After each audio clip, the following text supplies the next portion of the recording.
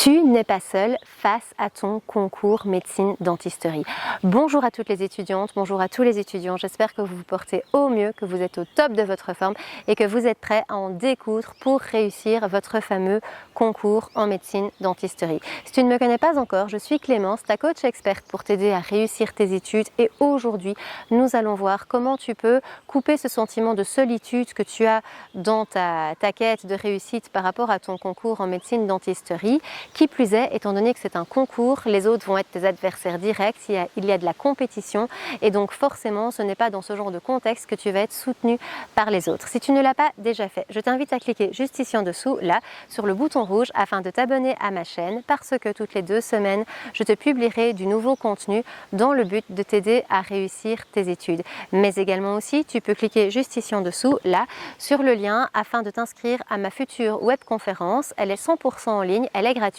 et pendant plus d'1 heure, je vais aborder avec toi tout un ensemble de trucs et astuces, vraiment des mines d'or dont on pourra discuter longuement afin de t'aider à réussir tes études. C'est très certainement quelque chose qui peut faire la différence par rapport à ta réussite. Donc, s'il te plaît, inscris-toi, ça peut vraiment t'aider à réussir. Avant de t'aborder mes pistes pour justement couper un petit peu cette sensation de solitude, alors je voudrais t'expliquer que le sentiment de solitude que tu peux ressentir est absolument tout à fait normal. Il est normal parce que tu es en train de faire quelque chose qui est difficile. Tu dois préparer un examen, c'est vraiment compliqué. Les nerfs sont mis à rude épreuve. Pendant que tu passes du temps à étudier, forcément tu ne passes pas du temps à t'amuser, à te détendre, à faire des activités avec tes amis ou avec ta famille. Donc forcément, ce temps d'étude, c'est du temps où tu ne fais pas autre chose et qui plus est, si tu veux étudier efficacement, tu ne vas pas étudier en plein milieu d'une boîte de nuit, tu vas plutôt étudier enfermé dans ta chambre ou dans une bibliothèque ou que sais-je. Donc ce ne sera pas un moment où tu seras avec les autres et tu ne seras avec les autres que pour les moments des repas, pendant que les autres seront avec les membres de ta famille ou tes cocoteurs ou tes colocataires, que sais-je, seront là pour, que les personnes pendant le souper ou le dîner, peu importe, seront là pour se détendre. Toi, tu ne seras pas complètement détendu parce que tu penseras à ce que tu as étudié, à ce que tu ne maîtrises pas, tu penseras vraiment à tout un tas de choses, donc tu ne seras pas 100% présent et donc tu te sentiras en fait en décalage par rapport aux autres et à leurs préoccupations qui sont des petites préoccupations du quotidien, alors que toi, tu as vraiment sur tes épaules l'énorme pression, l'énorme stress de devoir réussir un examen qui est quelque chose de très compliqué, de très angoissant et donc tu te sentiras vraiment en décalage par rapport au reste de ton entourage. Et donc dans ce décalage, c'est normal que tu ressentes cette sensation de solitude. Ça ne veut pas dire que les autres ne peuvent pas comprendre ou quoi. S'ils ont fait des études, a priori, ils devraient pouvoir comprendre, sauf s'ils étaient anormalement normalement ou pas, je n'en sais rien, mais sauf s'ils étaient très détendus, qui n'ont jamais vraiment stressé pour leurs études, mais pour peu qu'ils aient eu leurs études suffisamment à cœur et que leurs études étaient suffisamment compliquées, même s'ils ne sont pas là dans cette phase d'études à ce moment-là, par exemple tes parents, ils peuvent comprendre puisqu'ils ont été à ta place à un moment, ils ont passer des examens et donc ils peuvent te comprendre. C'est pas parce qu'ils sont pas en train de le vivre là en ce moment qu'ils ne peuvent pas comprendre. Donc voilà, il y a une différence entre je me sens seule et je suis réellement seule. Alors par rapport à ça, justement, vu que même si tu es entourée, ça ne change rien au sentiment que tu puisses avoir. Alors tu peux avoir des gens qui sont vraiment dans ton entourage et qui sont là et présents et qui vraiment sont présents avec toi, mais même en étant présent, toi tu ne le sentiras pas en suffisance. Comme tu es dans un moment de stress, de fatigue et de déséquilibre émotionnel, tu ne vas pas sentir ce soutien même s'il est là. Alors en plus de ça, par rapport à cette sensation de solitude, si tu es stressé et que les relations ne sont pas soignées, tu peux avoir des éventuels clashs. Je pense notamment avec tes parents, s'il y a un moment un désaccord, ou avec ta fratrie, ou même avec tes amis, parce que eux veulent aller faire une activité, je ne sais pas quoi, je ne sais pas où, et toi tu es là, mais enfin tu te rends pas compte, moi je l'ai étudié, et puis on va te répondre, oh c'est bon, tu étudies tout le temps, de toute façon ça va aller, puis toi ça va t'énerver parce que tu vas te dire, mais enfin on comprend pas mon stress, on comprend pas que je suis vraiment en train de faire quelque chose de difficile, et donc soit ça va aller au clash, ou soit ça n'ira pas au clash. Mais tu seras là en train de ruminer, punaise, ça m'énerve, moi aussi je la voudrais bien leur détente, mais je peux pas, puis eux vont te faire des réflexions qui ne seront pas adaptées, enfin bref, ce sont vraiment des situations qui renforcent ce sentiment de solitude quand on ne se sent pas compris. Maintenant que j'ai abordé avec toi ton impression de te sentir seule, que ce soit une impression vraiment réelle ou plutôt psychologique, je vais te délivrer 3 solutions, mes 3 solutions pour te sentir mieux par rapport à toi-même et dans ta relation avec les autres. Première solution, prendre la peine de communiquer tes ressentis avec assertivité. Deuxième solution, oser solliciter de l'aide.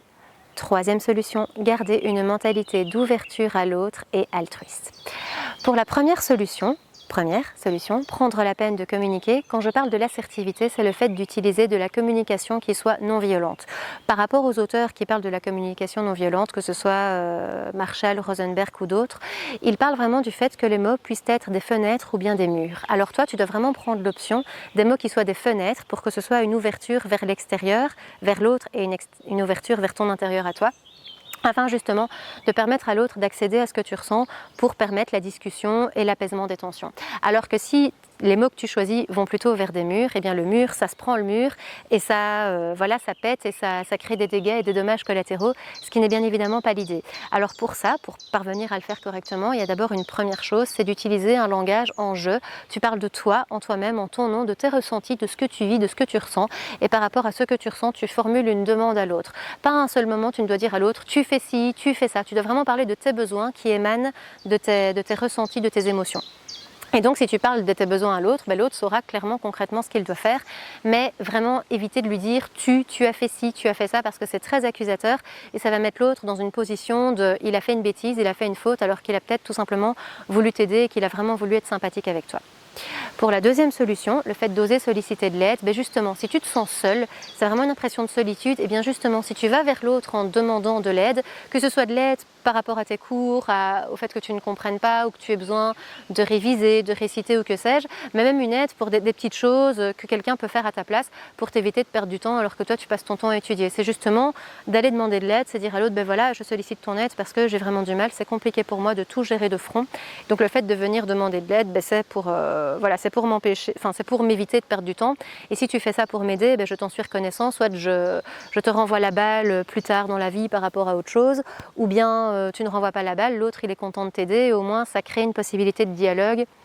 et que l'autre puisse comprendre et se mettre un peu plus facilement à ta place sur le fait que ton temps est limité et que ça te crée du stress et que justement tu es dans une position délicate. Pour le fait d'oser solliciter de l'aide, c'est comme j'en ai déjà parlé dans d'autres vidéos, c'est le fait d'oser demander, de demander à des gens qu'on te réexplique. Alors les gens, ça peut être tes amis, tes parents, les profs, la fratrie,